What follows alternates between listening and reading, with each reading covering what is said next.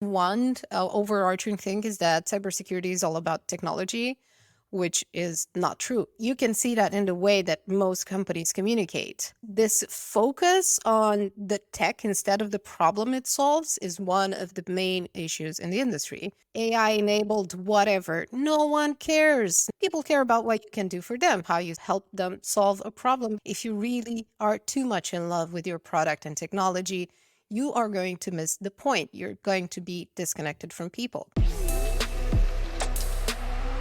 Welcome to Audience First, a podcast for tech marketers looking to break out of the echo chamber to better understand their audience and turn them into loyal customers. Every week, Danny Wolf has brutally honest conversations with busy tech buyers about what really motivates them, the things they hate that vendors do, and what you can do about it. Get access to practical information on how to build authentic relationships with your audience. Listen to and talk with your buyers, and apply real customer insights to your strategies and tactics. You owe it to the world to unmute your mic. Are you ready? Hello, everyone, and welcome back to Audience First. I have a very special guest with me today, Andra Zaharia. I said your name correctly. Yes? Perfectly. Perfectly. Amazing. Please do tell us who you are, what do you do, and why the hell do you do it? Danny, thanks so much for having me on, and thank you for doing this podcast in the first place. I bet you get this a lot, and it's so well deserved because there's tons of value in it. So I've been in cybersecurity since 2015. I have a background in communication and PR, actually. And I had been working in the tech industry with startups and startup communities for startup events when at some point I got recruited by a cybersecurity startup and it all clicked for me. So every interest that I had in psychology and technology in the intersection between humans and tech, that really clicked for me when I started working in cybersecurity, and it gave me a huge sense of purpose. So why I'm doing this is that I truly believe that, first of all, we need cybersecurity literacy to be able to function in the world, because there's tons of wisdom and value and tools and knowledge in cybersecurity that you can use to kind of, let's say, evolve your understanding of how things work, because it's about systems thinking and critical thinking and other kind of key skills that help us in life. So I found in cybersecurity a way to kind of mature my own thinking and doing, not just as a marketer, but as a human in general. And I also found tons of other people who opened up my perspective, extended my views, and show me lots more possibilities and a lot more, let's say, connectivity, I guess, between things that I thought was possible. So it just, it's been an incredible experience, and I don't see myself, changing industries for the foreseeable future in any way. Amazing. I can really relate to that. I mean, I've been in several different kind of vertical technology markets as a marketer, and cybersecurity, it just made sense to me. It Mm. made sense to me. I really thrive in challenging situations. I like to joke that I search for problems, and I feel like this specific industry, obviously it's ridden with issues both from the external side and even internally. And if we can do just one more thing to make things a little bit easier, then we've succeeded dramatically. And I know it sounds a little bit utopian and idealistic, but really that's the case. It's taking one thing at a time and trying to improve things as much as we can together. I feel like in this industry, there's this stigma where, the business side, sit down, the smart people are talking, the tech side, they're behind the keyboards and they're out there protecting us. But it's a joint effort here, and being able to connect with the audience and really start understanding what they're about, what motivates them, what makes them tick. I'm all about that. I know you're all about that. And this is why you're here. Tell me a little bit, as a tech marketer yourself, what is one challenge you are facing right now? So it may not be something that's obvious, and I totally relate to what you said. I believe that marketing is a bridge that connects, actual, customers to the company in many more ways than one, many ways in which, people don't realize or don't see it first. And my main challenge right now, and something that I've been dealing with in the past years, is finding other marketers who are genuinely interested in cybersecurity and who are genuinely interested in going on a path and pursuing a path to mature their understanding of how marketing actually serves people in cybersecurity. So I've recruited, I've built teams, I worked with freelancers, I had a bunch of roles, but what I found lacking, even in the best of people with the best intentions, was a genuine connection to cybersecurity. You have to have an alignment between what you believe is right and what you want to do in life and the ways in which you can do these things in information security, in whatever role you can imagine. And I feel that that is the main challenge. You can mentor people, you can coach them, you can give them all the resources, but if they're not authentically drawn to a specific industry, you cannot inspire that in them. It's really impossible to force someone into that direction. So that's been my main challenge. I mean, there are a bunch of great people with good skills, with willing to learn, but I've had situations in which I heard someone and they were really great. They did a good job, but a year later they told me like, "Hey, I don't really find myself in this industry. I don't think it's a good fit for me." Although the work was good. But again, that connection was lacking. So, and I believe this is because most marketers or communication specialists in whatever role they have, they don't see this industry as a space in which they can thrive. They don't see the possibilities because it seems, and this is one of the issues that the industry has, it seems opaque, it seems abstract, it seems removed from their existence. It doesn't feel relatable or like interesting enough for them perhaps, and that's really too bad. And it's up to us, the marketers who work in this industry, to show people that there's so much great work to be done here and so many interesting challenges to tackle and so many ways to grow. As marketers, we're closest to cybersecurity than any other industry because we have the power to essentially protect against threats, protect against the very things that the practitioners are doing on a daily basis. And to your point, being literate, understanding how to be more secure is going to help them do their job a little bit better. I want to dig in a little bit deeper on the difference between marketing in cybersecurity, or the perception of marketing in cybersecurity, versus any other industry like Mm. healthcare or cloud technology, even, which could bridge into cybersecurity. One of the key aspects, I think, is how, let's say, the density of technical knowledge and how it gives people, marketers, regular users, and even business leaders. I feel like this is a common pain point. It gives all of these people the impression that it's out of their control, that it's overwhelming, that it's not something they're capable of grasping or handling. So as humans, when we find something that feels really difficult and really foreign to us, we usually push it away, ignore it, and it's like, yeah, that's not for me, and I'm going to step away. So I think that that's one of the main things that keeps, that kind of keeps rolling. It just keeps perpetuating as a perception. And obviously, it's not true. So there are tons of other, let's say, niches in technology that are very technically dense. I will name AI as one of them, and there are tons of distortions there as well. And I think that there are some parallels between cybersecurity and AI. But also, I think that it's because many of us, almost all of us, have developed our relationship with technology in general very much in a self-taught manner. We didn't necessarily have formal education. I mean, as the people who don't have a technical background.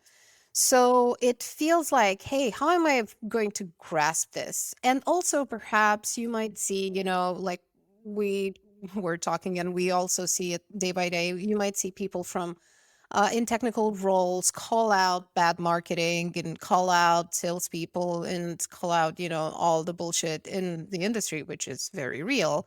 And people might feel like, okay, so I don't get the tech. I don't know how I'd be able to translate my skills into this industry. And also, people seem to really hate marketers in this industry. So, how am I going to deal with all that if you don't really love the mission itself? You're not going to be able to like muster up the resources to make the effort of overcoming all of those limiting beliefs and challenges. You need to have tough skin in this industry. You need to be able to take a little bit of heat from the audience.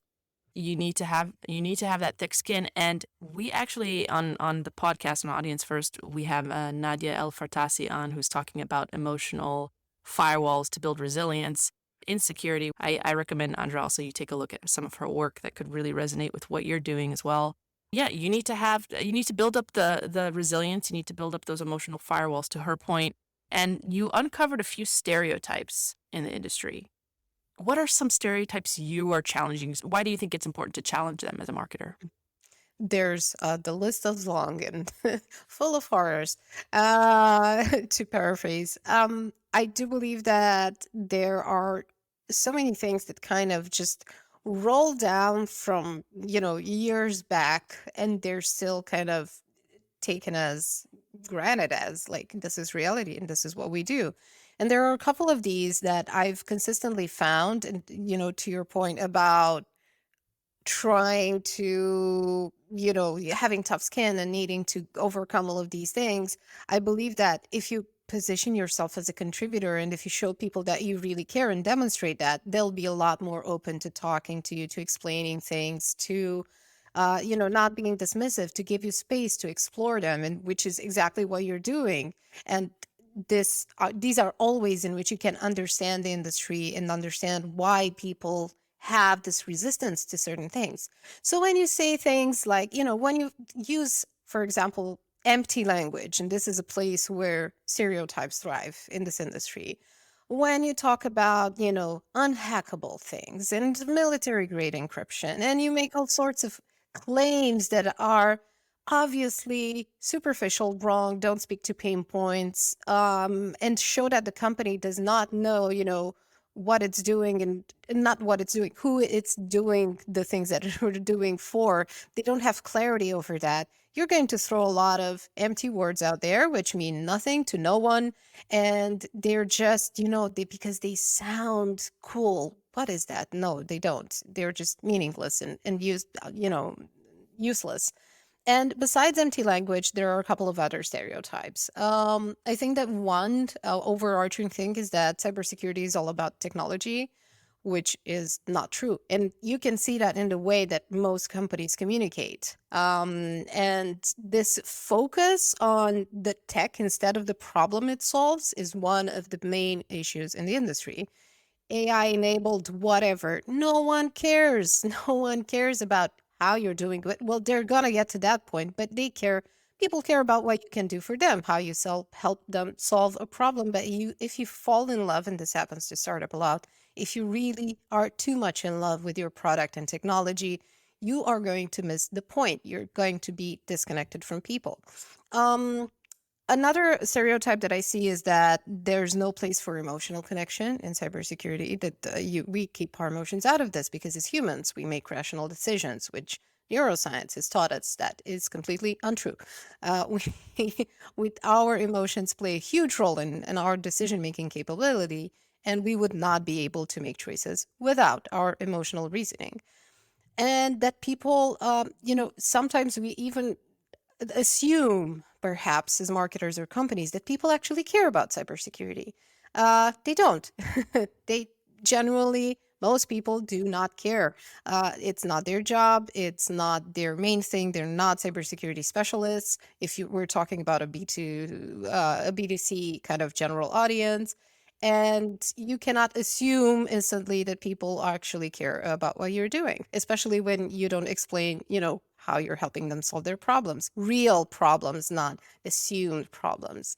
And also, I think that one of the stereotypes in that actually causes that limiting beliefs is that, technical specialists are the only bearers of truth. Like you mentioned, security is, first of all, those who know, it's a process. And that process, the idea of process means that it's never ending, that it includes feedback and contribution from all sides. And what I love about the best people in this industry is that they're multidisciplinarian, that they draw from many areas. They know that compliance has its purpose, and that, people drafting up all sorts of legal documents have their purpose, and that to be able to truly develop a product, a company, a service, you need input from all of these different aspects because cybersecurity is so deeply connected into everything, even especially we see nowadays geopolitics. It spreads everywhere. It is a societal issue. It's not just a technological issue. And missing the point on that really creates a lot of problems, and it creates this huge disconnect. And if you don't challenge them as a marketer, you're going to find that you're constantly pushing up a boulder down up a hill, and that it keeps coming back to squish you. Mm-hmm. And you're going to throw money on things that don't work, and you're going to face like really intense competition because there is, we all know the cybersecurity industry is expanding like incredibly fast because there's a need for it as well, but not only because of that. And you're going to find that you get frustrated because you're not making enough progress, and that you don't feel that sense of reward that we all need from your work. And you're basically going to get frustrated and burned out, and you're going to say, like, yeah, this is not for me. And this all comes from you not standing up for the things you believe in and not finding a way to communicate with decision makers in your company or, your clients. Communicate to them like, hey, I'm doing this because I care about these people, because I want to do the right thing. And that also means, trying to work with people that care about the same things, because there are tons of founders and CEOs out there who actually have strong principles and they act on them. And I feel like that's something that many people perhaps don't know. And I think that they're worth talking about.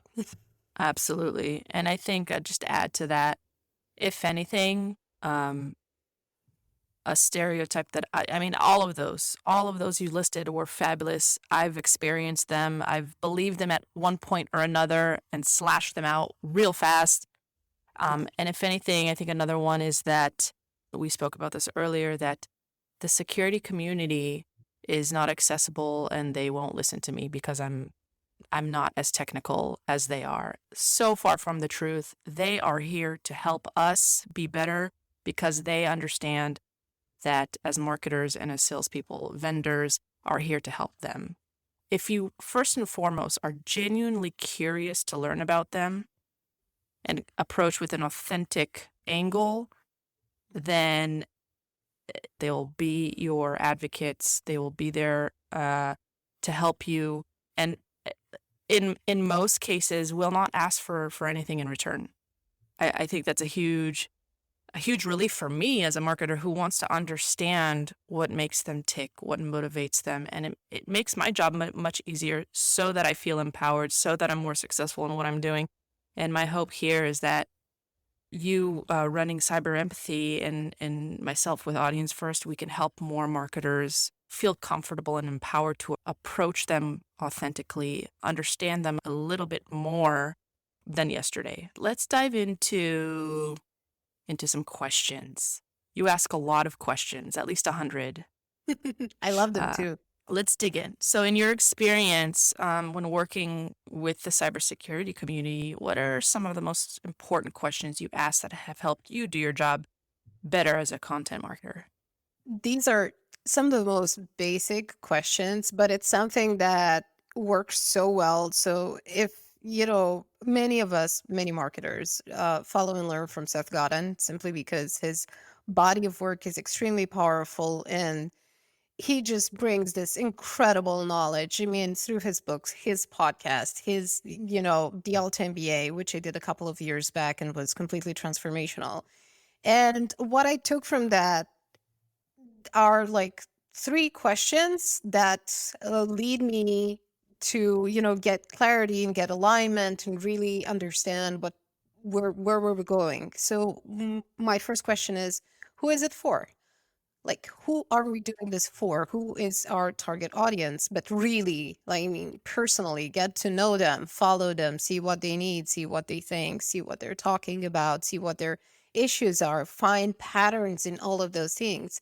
Not just, do customer personas, but actually talk to these people over and over and over again and see how their perceptions change in time and, industry matures and certain niches mature and things kind of settle down, I guess, or kind of get in a more clear shape. So who is it for is one of my main questions, and the answer to all of these questions should reflect in your value proposition. It should reflect in the type of content that you do. So if you don't know who it's for, and if you say everyone, that's one of the worst things ever. You cannot be for everyone. You can be for a specific group of people. And this is what I always kind of try to advise startups when I talk to them or like through mentoring sessions.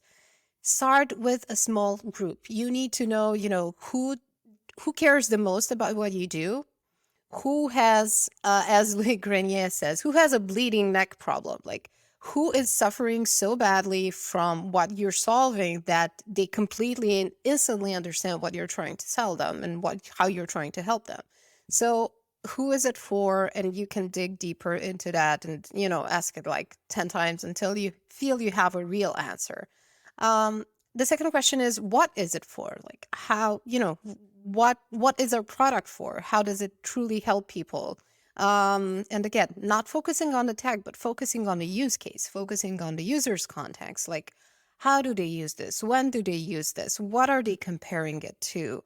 And that always brings like answers and the alternatives that are not entirely, predictable, and it's not what you think they are. Sometimes your competitors are not who you think they are. So what is it for should be very present. Like, we're doing this for these people, and then why are we doing this? And we're doing this for these people because we care deeply about a thing. What's the thing that you care about? For example, one of my favorite customers, and we worked on this together, advocates for highlighting human value, not replacing it with automation, because there are areas in cybersecurity that are so complex that they can never be fully automated simply because human insight is specifically unique to that particular situation. So, and obviously, cybersecurity specialists empathize with that a lot, and they're like, yes, yes, full automation in this case is not possible. And thank you for saying that, because it resonates with them. It is for them. It's for these people who believe that automation is not the key for their particular job. It's useful, but not entirely. So who is it for? What is it for? Why are we doing this? And then another question that ties into having customer development interviews or, like just conversations with people is what we believe actually true? Are our marketing hypotheses true? Are our product assumptions true? Do people really want this feature? Do people really want emails? Do people really want whatever thing is that we're providing them? Because we all lie to ourselves a lot as humans. Obviously we're all like plagued with biases and whatnot, but we lie to ourselves a lot. In companies as a whole lie to themselves about doing the right thing and following the right strategy and so on and so forth. So we really have to question ourselves at all times and see, like, is this still true? Why is this true? Why is it not true? And then you get all this clarity and which creates alignment in the team, and suddenly things start working a lot better and you have a lot more focus and you're making a lot more progress. So, yeah, those are my go-to questions. So simple, yet so difficult sometimes to answer. Oof. Yes, yes. They only sound simple. Like I feel like meaningful questions have this thing about them. And I learned that from therapy and coaching. Like, they sound simple on the surface, but they push you to do a lot of work. How long has it taken you specifically to answer those questions? I mean, if you really dive in deep on those and reflect, what does that look like? For me particularly, it's been. I think that the past few years have been a lot more. Let's say I've made more faster progress, in the sense that, and I know this is perhaps again not something that most people realize, but the more you work on yourself, the better a communication specialist or a marketer you become. Because when you get to understand how your own biases affect you in your personal relationships at work and things like that, then you can see how that affects other people, and you basically learn some coaching and methods that you can apply to others. So for me, these questions I've learned to ask and answer these questions with a lot more clarity over the past few years. So it's taken like 10 plus over a decade to reach this, let's say, level of maturity. But with customers, it really, really depends on who the founder is and what kind of leadership the company has. For example, one of my clients that I've been working with for 2 plus years, we've been able to get like do all of this discovery and clarification work in a year. And then after a year, we had like tons of clarity. We went into nuance, and there's full alignment throughout the team because they were really committed. So it does take time. It's not going to be like a overnight thing, not even like a couple of workshops in 3 weeks or something thing. Yeah. It's a process again.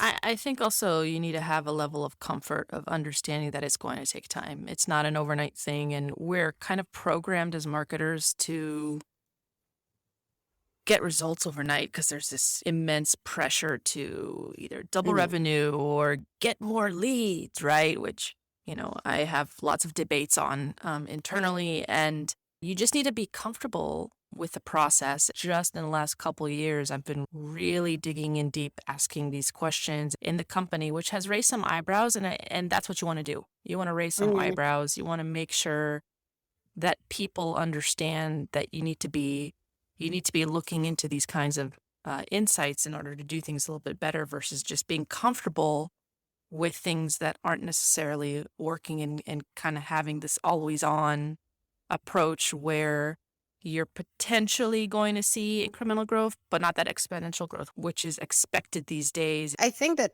something most people forget is that, and I learned this in coaching in therapy, progress is not linear. Mm-hmm. It's not linear in personal growth. It's not linear in growing a company. It's not linear in anything. So it is worth doing the work, this clarification work, this maturing work, because once you have a strong, solid foundation, then you can have that exponential growth that people want. But again, it takes a business leader or a founder or, whoever kind of sets the tone for the entire company to truly understand that. And emotional maturity plays a huge role in this.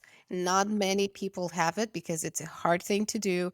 Not many people are willing to put in the work. It's just what it is, and we should acknowledge that. So I guess as a marketer, you also have to realize that you can choose what kind of company to work in if Absolutely. obviously your situation allows it.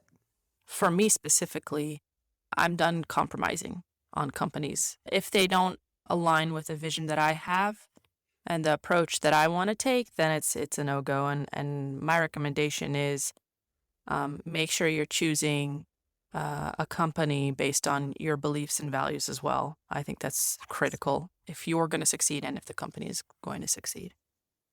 Okay, in your opinion, why are vendors, not what, but why are vendors missing the mark in terms of content marketing to the security practitioner? I think it's a couple of things. But one of the key things that I've seen consistently is that they're more focused on the competition than what they want to achieve as a company.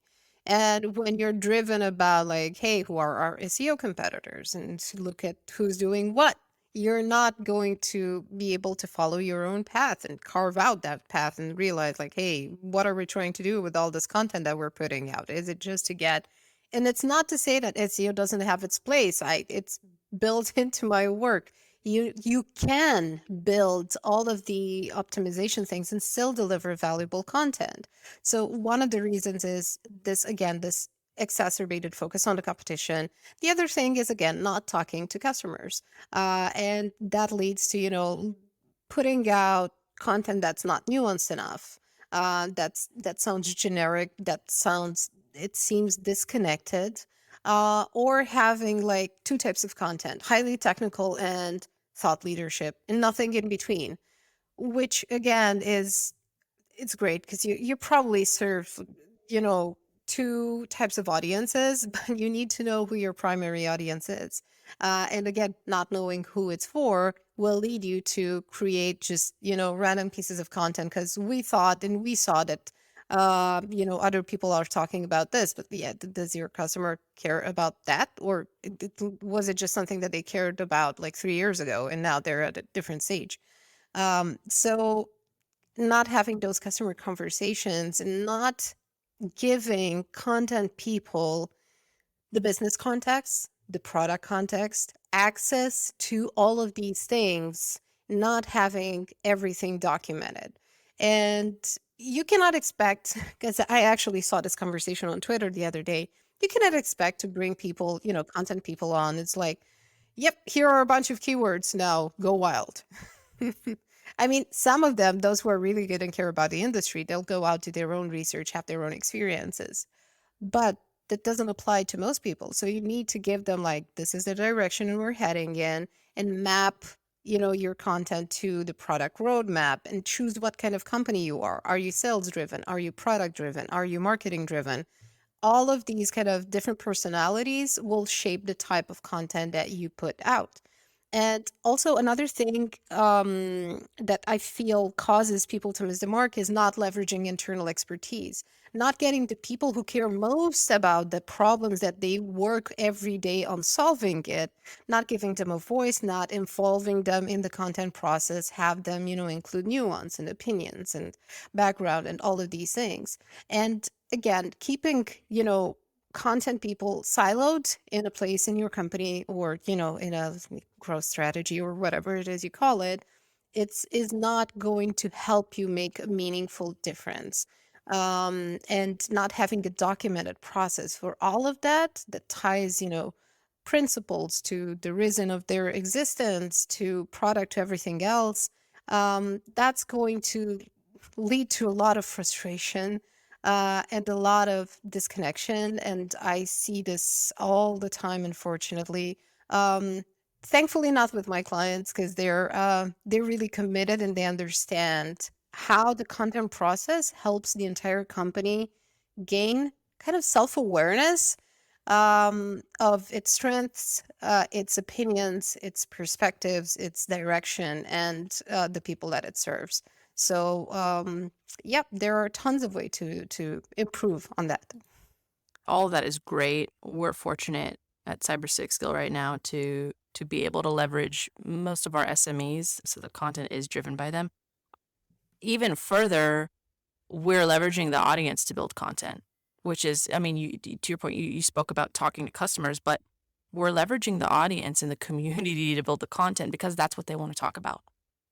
It's as simple as that. And again, once you build those valuable and authentic relationships with your audience, like I said, the world is your oyster. You're able to do some pretty incredible things that move the needle both for the business and both for them. So it's a bi-directional relationship there. And we've built the podcast with the audience. It's not Cyber Six Skill for with Dr. Dark Web. It's not Cyber Six Skill saying this is what we want to do. This is what we're going to define. It's coming in from feedback that the community is telling us, and we're validating it with Chris. And it's been quite a pleasure. You talked about documenting processes and the content process.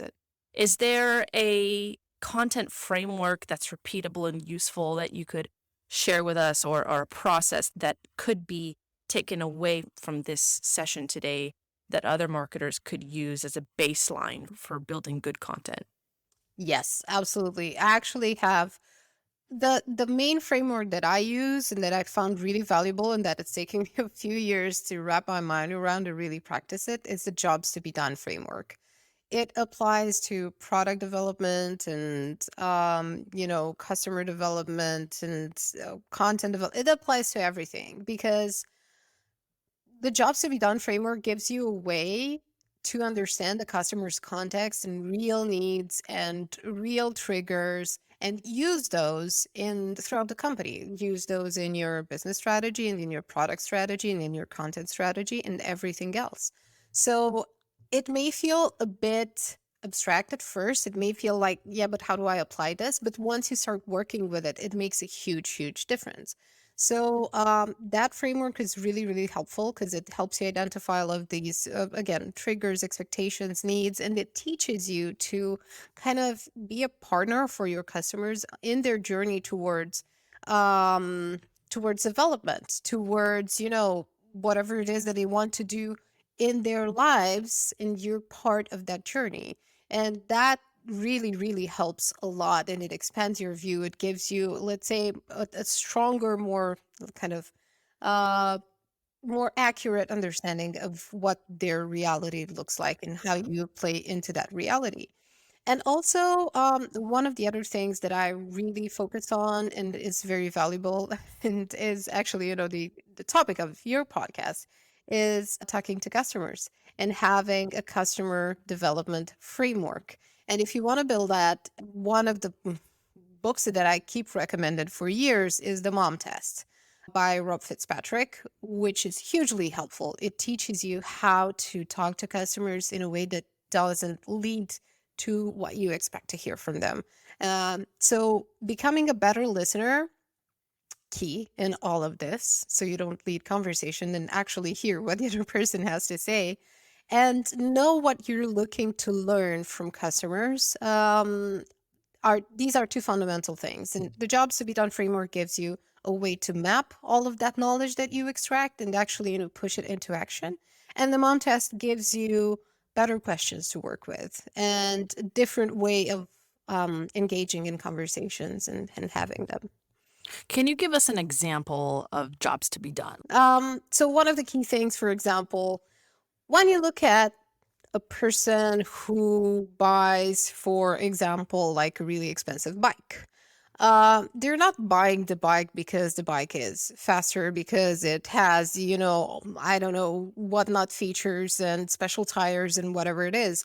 They're buying the bike because they want to experience that feeling of freedom that you get when you're riding down the hill and you're in nature and you're completely disconnected from your problems and you're just doing something that you enjoy. So the bike is a way to achieve that. So the product is not the end goal. The end goal is the experience.